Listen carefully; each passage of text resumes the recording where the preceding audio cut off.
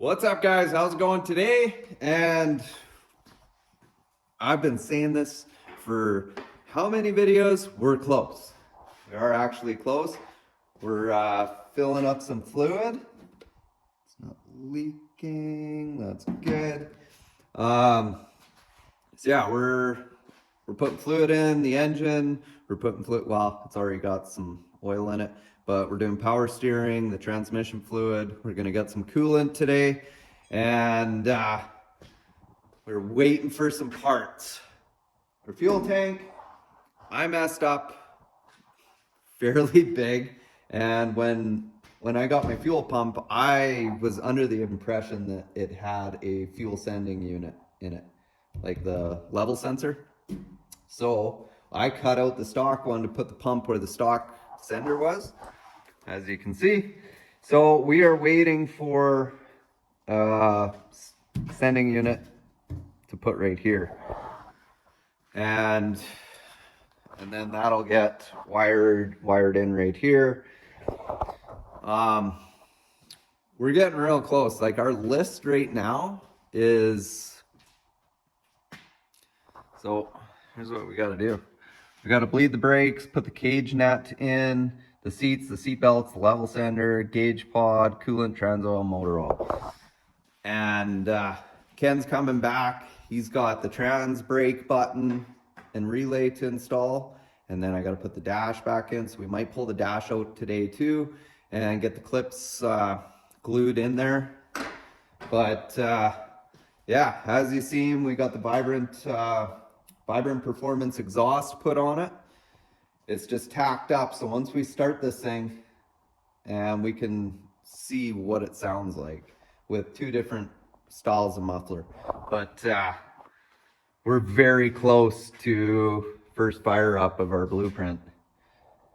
It's a Blueprint Engines 540. Now, we are getting to about the middle of October, and with that comes snow. So we will be able to get some miles on it here in Alberta. That's where we're at. Everyone assumes we're down the States, but we're actually in southern Alberta, Canada. So we're running out of, we're on borrowed times pretty much. So once we get this thing running, we'll get some miles on it. We got to get an alignment on it, get the rear end aligned, because it's all new suspension. And we'll get some miles on it, and then come January, we're heading south. So we're going to be down. I think we're going to kind of base ourselves in the Gainesville area is what I'm looking at right now. I'm going to talk to some people and see what kind of track stuff they got going on at Gainesville. We'll be fairly close to Bradenton, that we can go down there if they have something for our classic car. But one thing we did do that hasn't been on here is we installed our ProCharger bracket. So I think we're gonna have to massage the inner fender a little bit, but this whole setup is a kit from ProCharger, so you just bolt it on and away you go. We will have to change some stuff up here, but we're gonna get it on the road, get some miles on it first, and then we'll go from there. Okay, so we got some parts here. Good old Summit coming in handy. Pull out what I got. This is gonna. So we needed a fuel sender.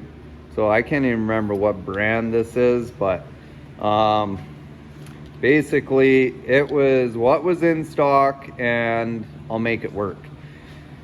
So it's 6 inches long. I could have went a little bit longer, but I'd rather, when this says empty, I'd rather still be a little bit in here. And that's one thing we'll do.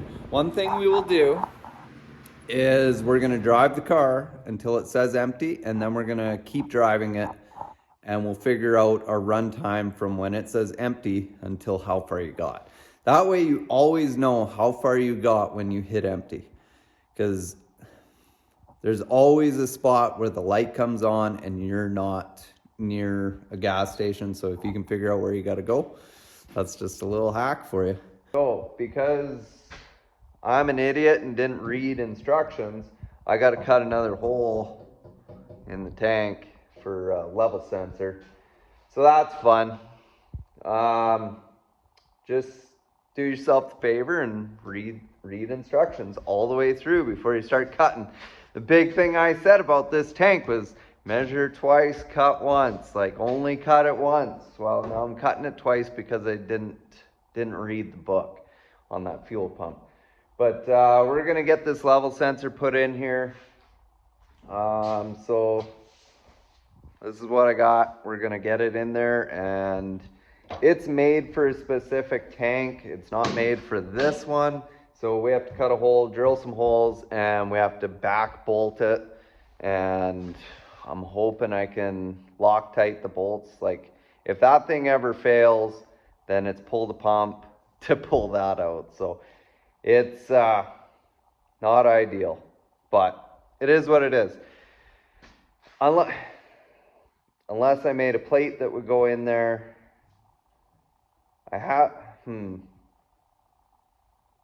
Because I haven't put fuel in the tank yet, so I can weld on it right now. Maybe I build something that has the nuts welded on it, and then I weld it in here. I gotta think about this for a minute, because I think that might be the way to go, because then if it ever needs to be changed, I can go ahead and change it. So yeah, we'll see. I'm gonna think on this one. All right, so I found this old washer. We're gonna get it cleaned up here, but it's thick. It's a lot thicker than the tank, but what I'm gonna do is I'm gonna hog out this hole so that the sender will go through it. And what we'll do is we'll weld a little lip around it, and so that it'll drop it down this little bit in the tank here. And then that'll just give us more clearance that I don't have to, hopefully, I shouldn't have to modify my trunk floor then. And it'll be close enough here that I'll still have to drop the tank if I need to change it, but at least it's just, then I can drill and tap this. It's thick enough that I can get a tap to work on it. Because I was gonna use this, but I can't, it's too thin to tap, so I was gonna have to weld nuts on the back, but this is a better idea, I think. So yeah, I'm gonna cut a strip out of this, probably about a 1/2 inch. And what that'll do is just drop this down a 1/2 inch in the tank, and then we'll cut a hole in the tank and we'll set it in there, and we'll get it welded up, and we'll just have to clean the tank out really good. It's kind of satisfying sometimes to make what you need. So this is what I made. So what we're gonna do, we'll cut a hole out here. This will get welded in like that, and then this will slide down into there, and we'll drill holes in it, and we'll get it tapped and everything. I was gonna just bolt directly into the tank and use nuts on the backside, but then I got thinking, if I ever have to change that for some reason, I have to pull the fuel pump, and then I got to dig around and find the nuts that are gonna fall off. Like, it's just trying to make things simple for on the road. We're building a drag and drive car, so everything on this car has been put together in a fashion that it's easy to address issues. So that's kind of what I want to do with this as well. Fuel pump, if we have a fuel pump issue, we can pull it out the top without dropping the tank. This, however, if we do have an issue, we will have to lower the tank a bit, but at least I can just unscrew it and pull it out and put a new one in. I don't have to take the pump out again. So it's just about making things easy for yourself. So I'm gonna get some holes drilled, and we'll get it tapped, and then we'll start cutting on the tank and get that all figured out. All right, so yes, there's 3 holes there, but these 2 are nothing. This is what we made.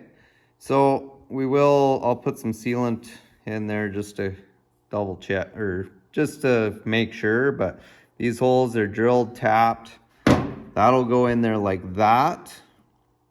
And then this piece will just drop in and screw into that. We'll put a little bit of Loctite on the screws.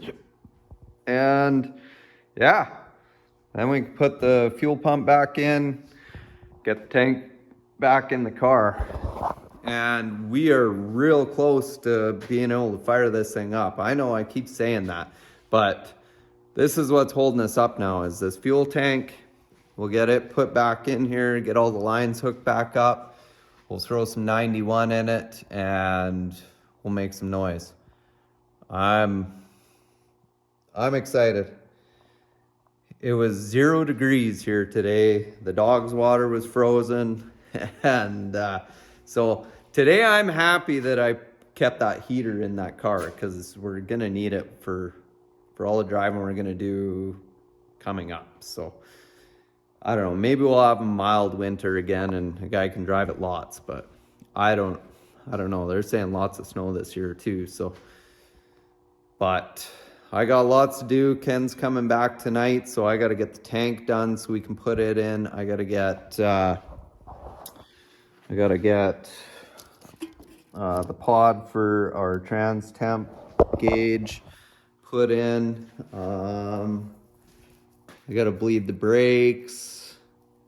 I got lots to do. So it's gonna be a thrash today for myself.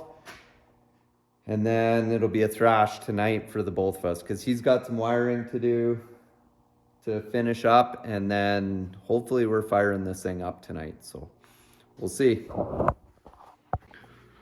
Well, no going back now. We got our 2 holes drilled. We'll get out the body saw and we'll saw this out. I don't have a big enough hole saw to cut it, so we'll body saw it, and then we have to make an attachment for our vacuum to go in there and clean all this out. So, all right, so here we are. We got it installed. So our piece here will basically, I haven't cleaned the tank out yet, but it will sit just like that. And the wires will run over to the harness that we have here. So if we ever have to drop the tank, it's just unplug this harness, unplug the pump harness, and we can pull it out. So the next step is to clean out the tank again, which I already did it once, and I wish I should have cleaned it out after I did all this work, but I've cleaned it out twice now. So we're gonna clean it out again, and then we'll get this installed. We'll get the pump put back in it, so it's sitting here ready to go in later today. And then we gotta mount some other stuff in the car, and hopefully can get all this done here. I gotta paint this too, so that but I'm gonna get the tank cleaned out first and blown off, and we'll go from there. But yeah, I'm gonna do all that, and then I'll show you the final product when I'm all done. Well, there it is. So we got it all installed, and I got to torque these down, but I like this way better than just mounting it to the top of this. It's set down a little bit, so that should work good. So now we just got to put the pump in, then we'll put it back in the car tonight, and we'll put some fuel in it, and hopefully we're firing this thing up. So yeah, the next video might be firing this thing up. So tune in for that. But thanks, guys. I appreciate you watching. Be sure to follow, like, subscribe, all that good stuff. And come see us at SEMA too. We'll be at the CRC booth. We'll be at ProCharger booth. Yeah, there's other stuff in the works too. But thanks, guys.